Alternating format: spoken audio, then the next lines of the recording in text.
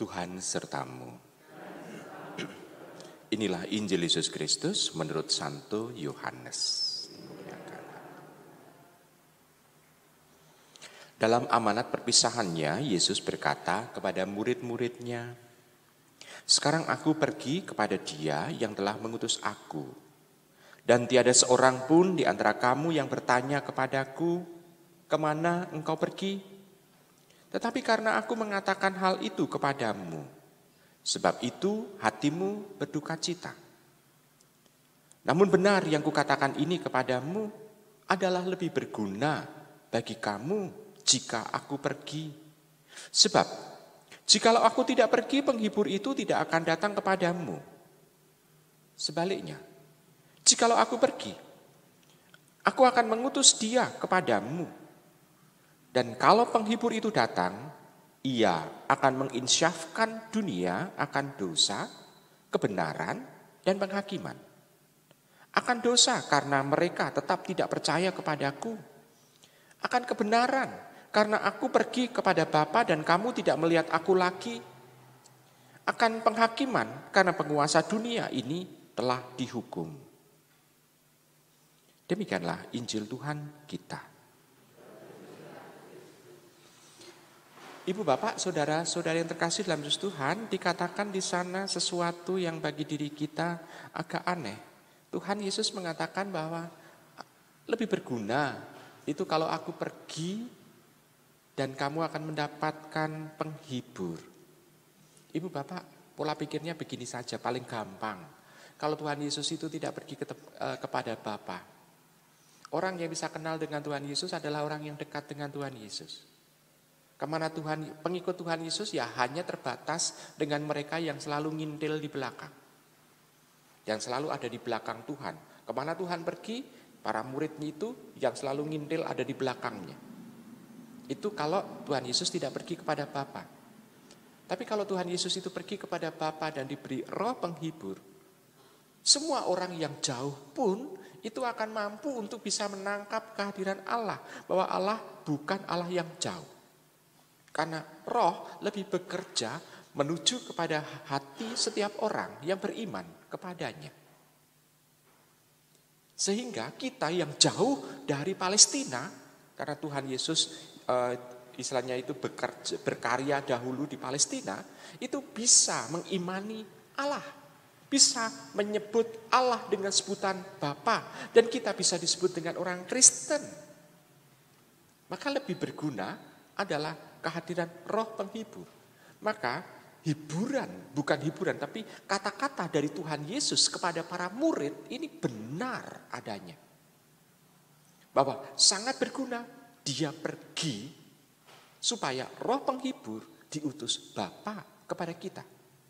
Nah, kalau demikian, kita sebagai orang Kristiani, sebagai yang percaya akan Tuhan, tetap mempunyai keyakinan Tuhan tidak pernah meninggalkan kita karena justru memampukan kita untuk bisa menangkap kehadirannya.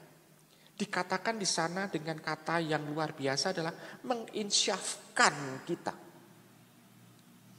Menginsyafkan kita supaya kita tidak melakukan dosa. Menginsyafkan kita supaya kita bisa menangkap kebenarannya. Dan menginsyafkan kita bahwa nantinya akan ada penghakiman untuk kita juga. Bukan penghakiman untuk menghukum, tetapi penghakiman untuk menyelamatkan kita. Nah, ibu, bapak, saudara-saudara terkasih. Maka sabda Tuhan ini sungguh-sungguh adalah hiburan yang luar biasa untuk para murid. Selain itu juga yang kedua, yang perlu diingat.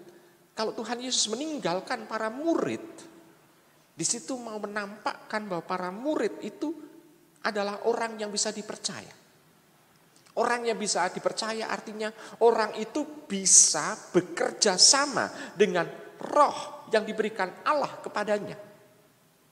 Sehingga para murid bisa juga berkreasi sesuai dengan zamannya. Kalau orang hidup itu pada zaman tertentu saja. Kita sebagai orang tua kadangkala sulit untuk bisa menangkap apa yang menjadi pola pikir, menjadi dalam tanda kutip budaya atau kebiasaan anak-anak zaman milenial ini. Kita sebagai orang tua kadangkala ada gap, ada jarak. Apalagi kita bisa melihat kalau Tuhan Yesus itu hidup 2000 tahun yang lalu. Tetapi karena Roh Kudus ada, maka kita bisa mengimani Allah secara up to date, yaitu sesuai dengan zaman kita sekarang. Dan mungkin juga pada zaman masa depan. Sehingga anak-anak yang sekarang masih kecil mempunyai cara tersendiri dalam mengimani, dan ini karena dampingan Roh Kudus. Gereja pun itu senantiasa bisa mengupdatekan dirinya karena Roh Kudus itu. Maka kita bisa melihat bahwa Roh penghibur ini tidak hanya menghibur dalam arti hiburan murahan, bukan, tetapi supaya kita makin lama makin mampu untuk bisa mengimani Allah sesuai dengan zaman yang kita hidupi. Selain itu juga, Roh itu menuntun kita untuk bisa mengenal secara pribadi kehendak Allah. Bukan hanya melulu kehendaknya, tetapi juga pribadi Allah sendiri. Jadi pendek kata, kita bisa lebih mau mencoba untuk mendekati Allah secara utuh. Maka ibu bapak saudara-saudara terkasih dalam Yesus Tuhan, dengan bacaan ini mau mengajak kepada kita, mari kita mencoba untuk lebih mengimani lebih dalam lagi. Kita mencoba untuk lebih menggantungkan harapan lebih besar lagi kepada Allah. Dan kita bisa mencoba untuk mewujudkan iman dan harapan itu di dalam tindakan-tindakan kasih setiap hari kita. Jadi tindakan-tindakan kita, wujud nyata kita, baik kata-kata maupun tingkah laku kita ini harus menunjukkan itu semua. Bahwa Tuhan tidak pernah meninggalkan kita, tapi justru membuat kita semakin bisa dekat dengan Allah karena Roh itu. Selamat merenungkan.